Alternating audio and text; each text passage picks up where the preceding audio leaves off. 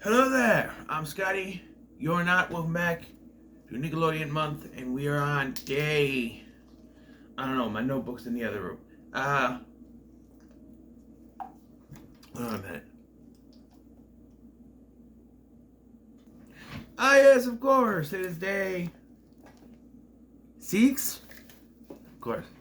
We are on Cousin Skeeter, New Kids on the Planet, which I am treating as a movie because that's what they treated it as.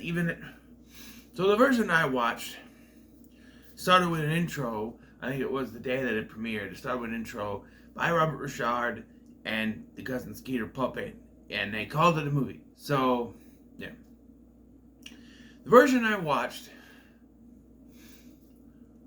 the audio was very off. You could tell it was taken from an old VHS tape. The audio was very off. It was very much distorted here and there. Quality, range, and visual is very blurry. And so I'm like, okay, I'm gonna have to deal with this. I didn't think of searching for another version of this until after I watched the movie because it cuts it off. Bobby says a line at the end of the movie that's cut off, so I kind of wanted to see what that line is. I found another version of this on YouTube as well.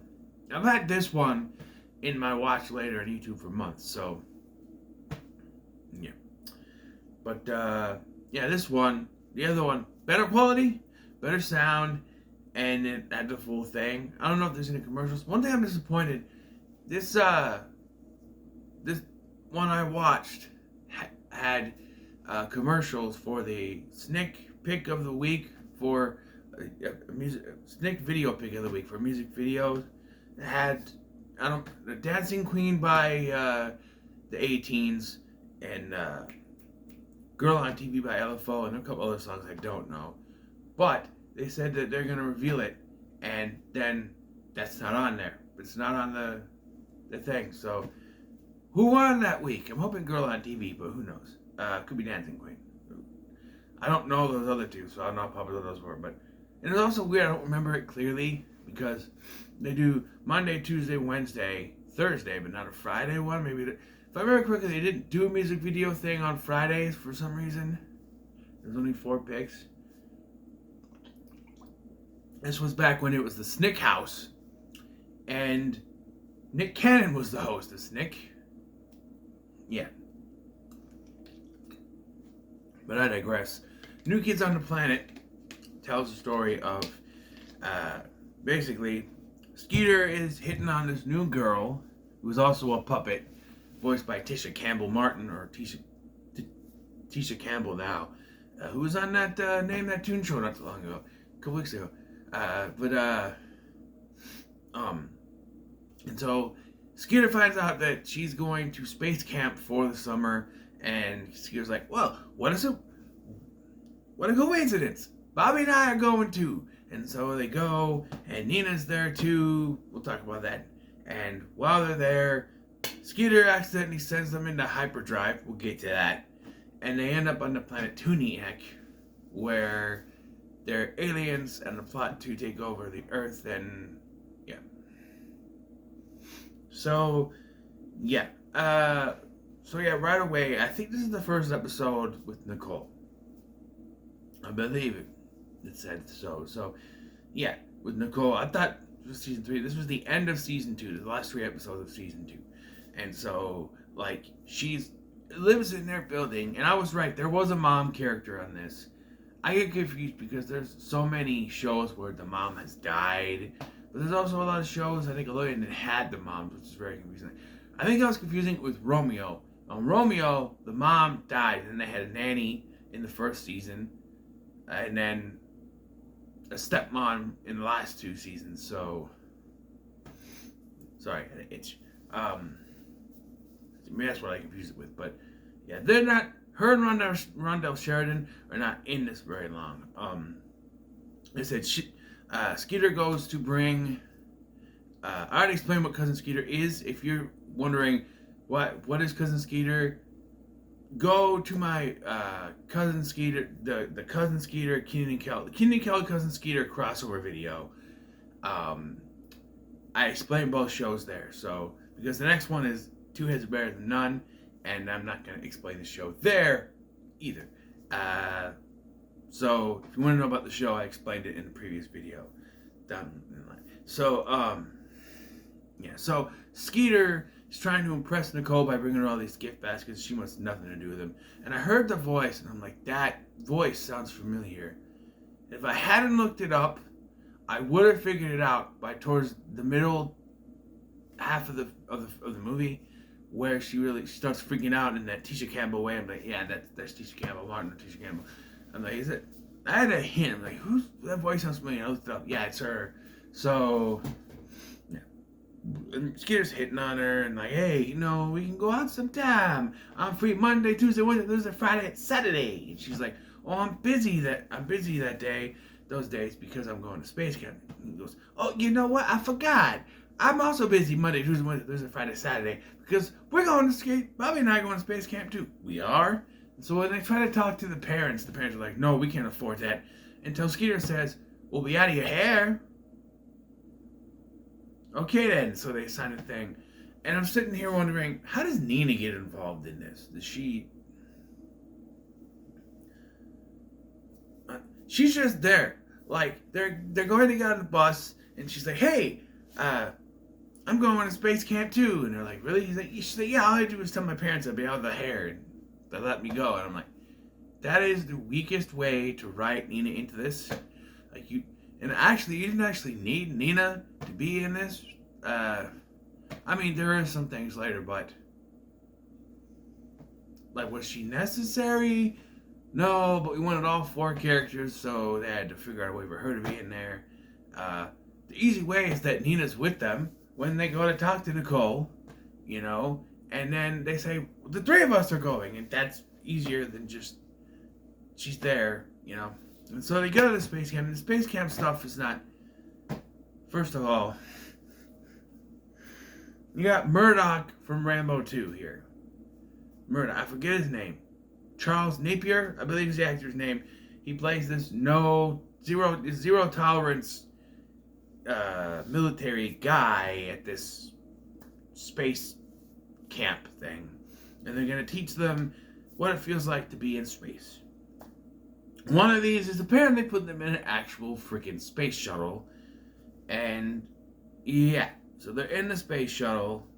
If they snuck on board, I missed it. I was picking up the garbage. I was getting the garbage and taking it out and stuff, so I kind of semi-paid attention to the beginning of this, and I was moving my Xbox from the bedroom to the living room because I was in there last night, so, but I tried to pay attention for a second. From what I saw, they were in a real space shuttle when, and Skeeter, of course, messes around with buttons, and they take off. And so then there are these 2 bumbling guys that you see in all these space things that are supposed to be security guards monitoring this thing, played by Barry Livingston, and Gary's dad from the Weird Science TV show. I don't know the actor's name, so. But they're like, the space shuttle just took off. It wasn't scheduled until Thursday. It's Tuesday. Actually, it's Saturday when this aired, and now as I'm recording this. So, you can say, well, maybe it's when it aired, but it aired on a Saturday. It was a snick thing. That was Saturday. I don't know. But, yeah, and you're like, well, it accidentally went off, and then it takes a second. Wait, doesn't someone have to be in a cockpit for it to go off? You think so? So, yeah, and so they contact them, and they say, hey, there's a big red button. Do not push it, because it activates the hyperdrive. First of all, there would be no fucking hyperdrive in a space shuttle. Because, come closer, a little bit closer. Hyperdrives don't exist! They're not a real thing, especially in 1999. They did not exist, okay? Hyperdrives, to the public at least, don't exist. So that makes no sense to me. Like, especially being in a space shuttle. But Skeeter's like, okay, I'll put a little sticky note on there. Puts it on there, and he pounds on it, put the sticky note on.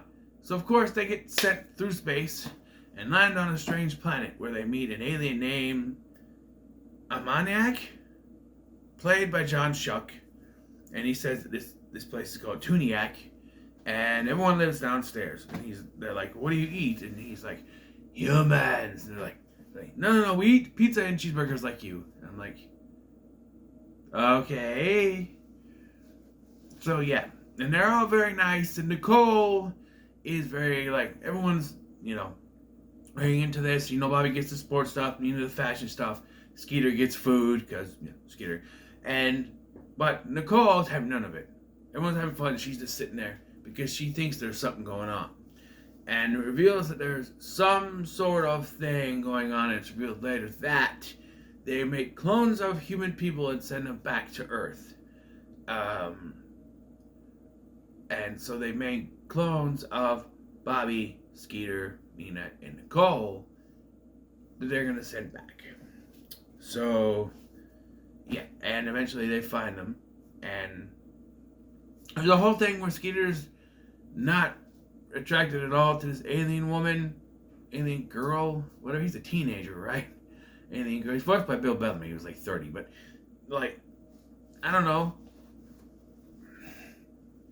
But he eats all the food, becomes really fat because this is also a cartoon show, at least for Skeeter. I mean, I've seen other sitcoms do that where they eat a bunch of food and they're just fat right away. And they burp and it's all gone. I think Kenan Kel did something like that. It makes sense. And something I want to point out is very weird. I thought that Cousin Skeeter had a laugh track at some point. But this and the other one don't. Are they supposed to be non-laugh track ones? It was really weird watching the crossover without a laugh track. Kenan Kel is in it and there's no laugh track. It's very weird. When that 90s show came on, people were skeptical because of the laugh track. Why is it there? Because the original show had it. I hate it. One of the reasons I didn't watch or never got into Young Sheldon is because it's not the sitcom format. It is supposed to be a prequel to Big Bang Theory, and I'm I tried to watch a little bit of it, I'm no, there's no laugh track or audience. This is different. This is not. How is this supposed to be connected to Big Bang Theory? It was not the same format. So, with that 90s show, having the laugh track is absolutely needed. Because if they just did a regular comedy without the laugh track, or did something like The Office or Parks and Rec, it wouldn't work as well. Or Modern Family, it wouldn't work as well. Anyway, back to this. There's no laugh track, but back to this. So, they try to fight their way out, and one of the pods are hit. Eventually all of them wake up, but we see the Nina one wake up, and then the real Nina gets separated from them, and they're like, hey, wait, where's Nina? And she's like, I think we lost Nina. You lose anyone, I'm right here, and right away, if you're smart, if you got brain one in your head, you're going, that's not Nina. And apparently they didn't think kids would understand this, because they have this and they go around and everything, and she's already like, oh, we need to give up. No, we don't give up. And they keep trying to escape. And I'm like, okay, just having her act weird would work. And people were like, okay, it's that. Even if kids don't get it from when she disappeared and then showed up, or was left behind and showed up, maybe if she starts acting weirder, kids will figure it out. No, they have to blatantly tell the kids it's not Nina by cutting back to the room and having the real Nina going, guys, where are you? And meeting up with the evil clone versions of the other three who have glowing red eyes. And let me tell you, Skeeter and Nicole are the creepiest things because they're not human. They're puppets. And the glowing red eyes of the puppets are the creepiest thing I've seen. So, yeah, that worked. But yeah, you need to give kids more credit. I think maybe if you were more subtle with it, and we're like, she even says, oh, she tied me up in a closet. Why isn't she still a prisoner? They could have had a prisoner, well then again, if the bad guys were in on this with the prisoner and everything, then there would be a reason for Amnesiac and the two other goons to chase it. Eventually, though, they find an elevator out of there. It's a big line.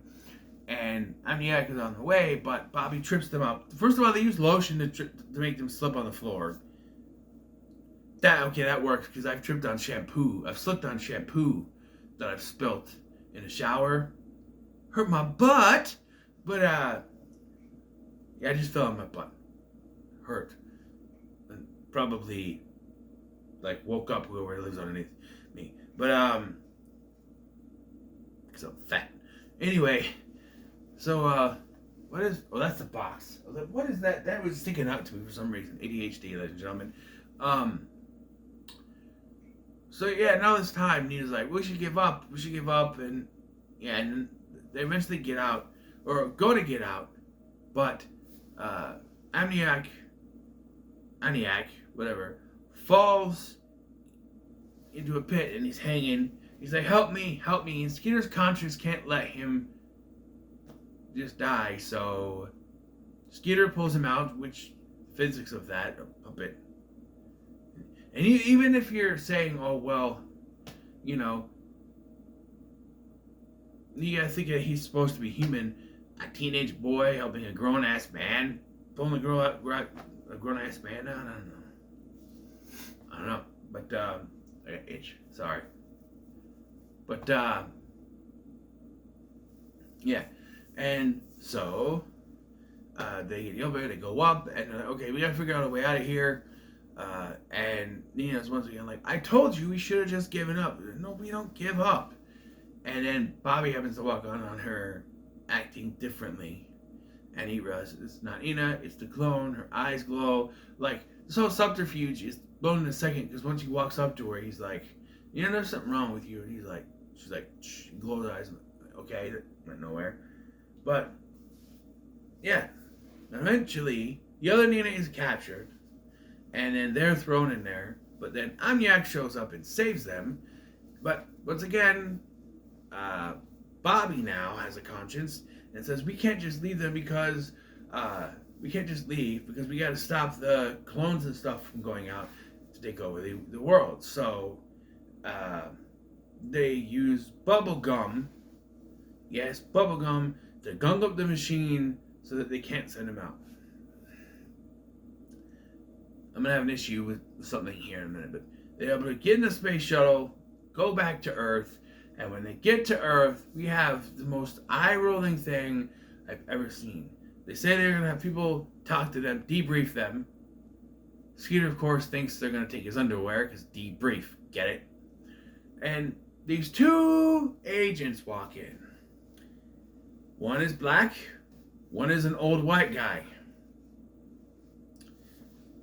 And they say, and the black guy goes, so I just gotta push this button and the memories will be gone. And I went, no.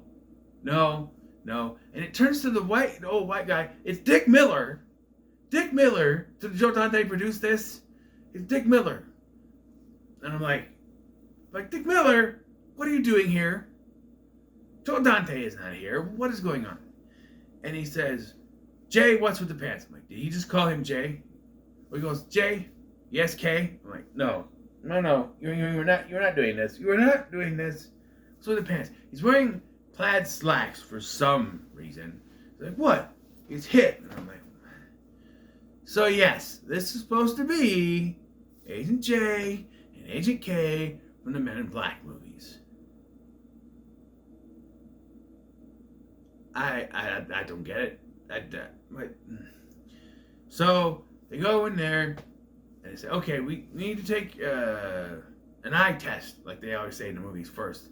So look right at this, put the shades on, right? I don't have a pair of shades near me, but put the shades on. They do it, but Skeeter looks at Nicole when they do it, so he doesn't get flashy things. Before this, I should know that Nicole actually kissed Skeeter, so they grew closer, but everyone's memories are erased, and when he talks about the kiss, she has no idea what it is. And then we cut to the dinner table with Bobby and Skeeter and the parents, and they don't believe me either. Even Bobby doesn't believe him, and it's just like, yeah. And Again, they could have done so much better with this, where they framed it as a story Skeeter was telling. And he said the rest of the people's memories got erased. So that's why they don't remember it. But again, that can make you question, so is he telling the truth? Or is he telling the truth, he's the only one that remembers it because they erased their memories? Or is he full of shit? And that's why no one else remembers.